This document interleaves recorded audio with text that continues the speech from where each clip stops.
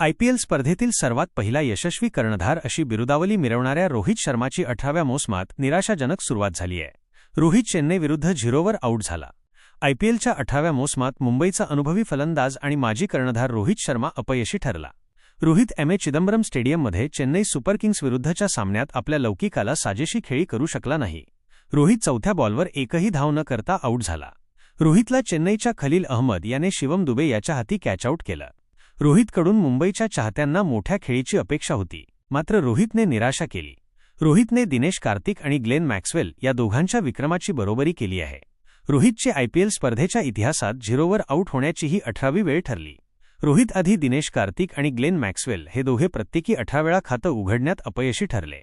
तसेच या यादीत दुसऱ्या स्थानी असलेले पीयूष चावला आणि सुनील नारायण हे दोघे प्रत्येकी 16 वेळा 0वर आऊट झाले आहेत. जर तुम्हाला व्हिडिओ आवडला असेल तर व्हिडिओला लाईक करा आणि चॅनलला सबस्क्राईब करा.